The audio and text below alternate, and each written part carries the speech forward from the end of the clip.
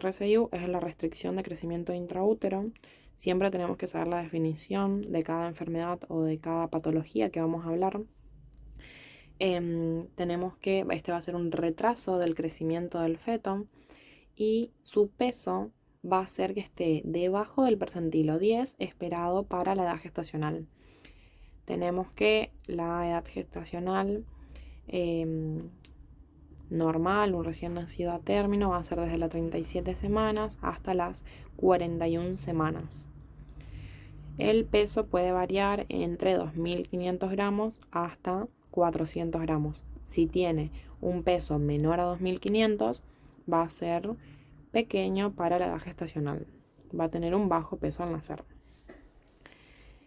Bueno, tenemos que la fisiopatología puede ser dada por diferentes causas. Por ejemplo, afecciones maternas como la hipertensión, la desnutrición, la anemia, el tabaquismo, consumo de alcohol o drogas. Todo esto puede interferir entre la nutrición intrauterina del feto.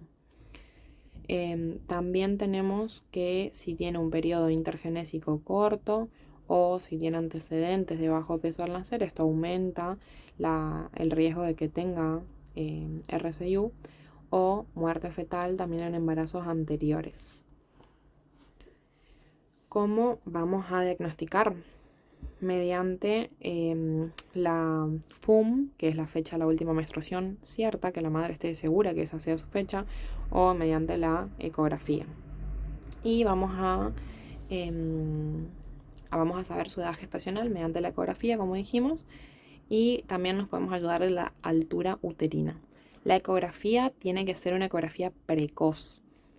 Tenemos que vamos a medir el diámetro biparietal, la circunferencia abdominal, la longitud del fémur, la morfología de la placenta, el líquido amniótico.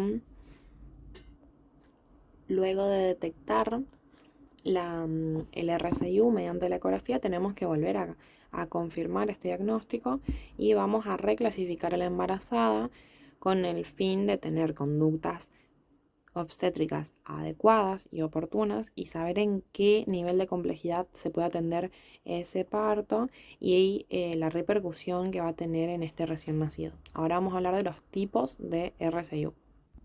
Bueno, tenemos el tipo 1 que se va a dar por hiperplasia celular.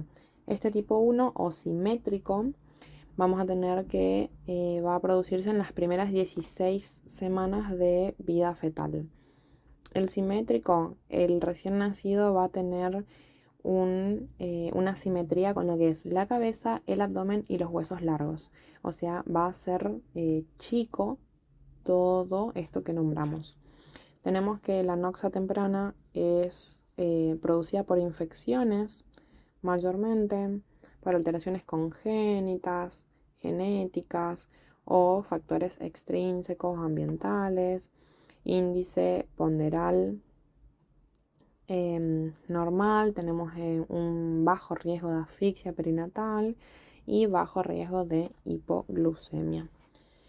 Tenemos que el simétrico se da en frecuencia un 20%. Tenemos que es frecuente que haya malformaciones, así que es bueno que no sea tan frecuente.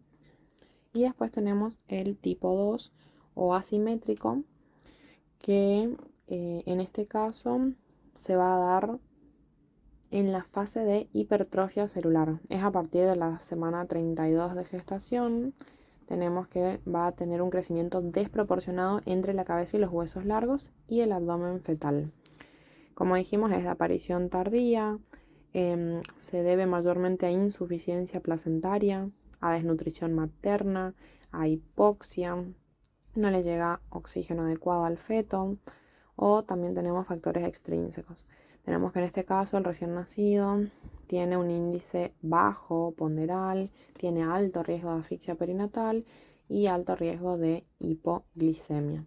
Tenemos que la frecuencia es del 80% y las malformaciones son ocasionales porque el recién nacido ya va a estar formado a las 32 semanas, solo tiene que terminar de crecer entonces no es tan frecuente que haya malformaciones. Y al inicio de la formación sí se puede dar malformaciones, por eso es más peligroso. Y después tenemos un tipo 3 o mixto que se da entre la semana 17 y la 32 de gestación, que era ese lapso que había quedado entre el tipo 1 y el tipo 2. Y tenemos que se da en lo que es la fase de hiperplasia y de hipertrofia. Bueno, tenemos las complicaciones, que va a ser dificultad en la regulación de la temperatura, problemas metabólicos como hipoglucemia e hipocalcemia, hipoxia, isquemia, el Apgar bajo a los 5 y a los 10 minutos que evaluemos, síndrome de aspiración de meconio. Esto mayormente se produce ya en los recién nacidos tardíos, o sea, después de las 41 semanas, porque ya está todo su sistema digestivo funcionante. Tenemos anomalías neurológicas, anomalías de la función renal, policitemia e hiperviscosidad. Estas son algunas de las complicaciones del RCIU. El tratamiento que vamos a realizar es reposo en cama de la madre.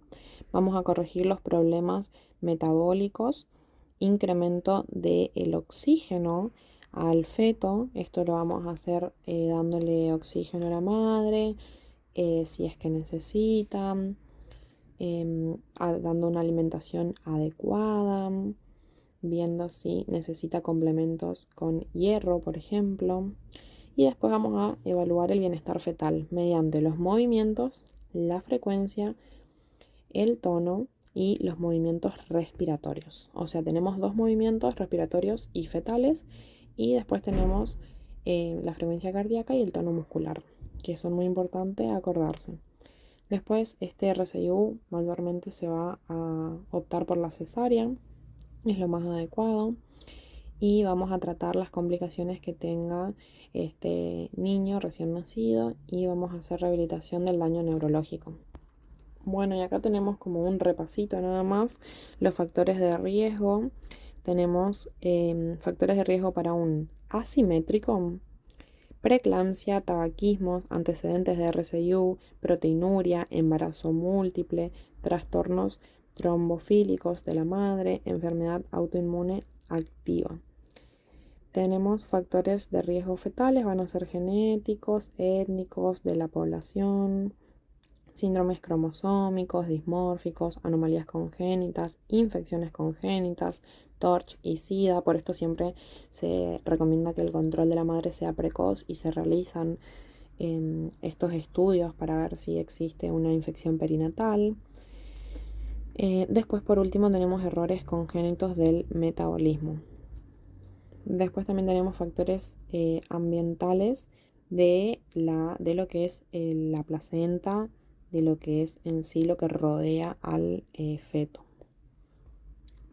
Después tenemos los factores de riesgo ambientales que habíamos dicho hoy. Tenemos los pregestacionales, van a hacer que el peso de la madre sea menos de 50 kilos, que tenga una talla baja, que sea primípera o gran multípara, o sea que tenga muchos embarazos, y habíamos dicho también el intervalo intergenésico que nos importa, y la edad si es menor de 16 años o mayor de 35.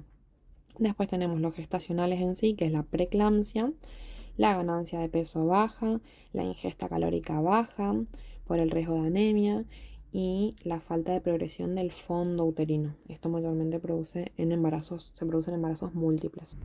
Y acá tenemos un poquito de la etiopatogenia, que va a ser limitación del flujo útero-placentario. Esto va a reducir la disponibilidad de glucosa. Esto va a hacer que haya mecanismos adaptativos. Vamos a tratar de conservar la energía y disminuir la actividad y tasa de crecimiento en el feto.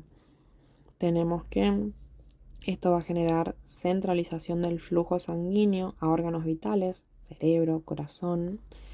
Tenemos que va a haber incremento de la masa eritrocitaria y gluconeogénesis.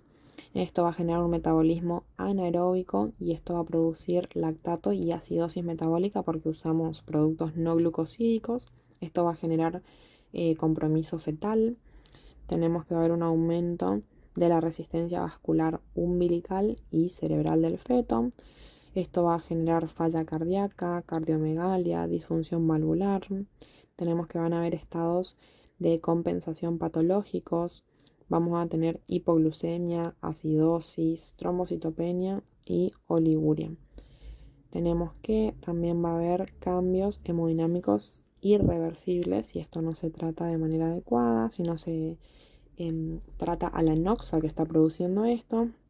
Y por último tenemos edema cerebral, aumento de la presión intracraneal y necrosis tisular. Bueno, esto fue todo lo más importante de RSIU que tienen que saber sí o sí. Gracias.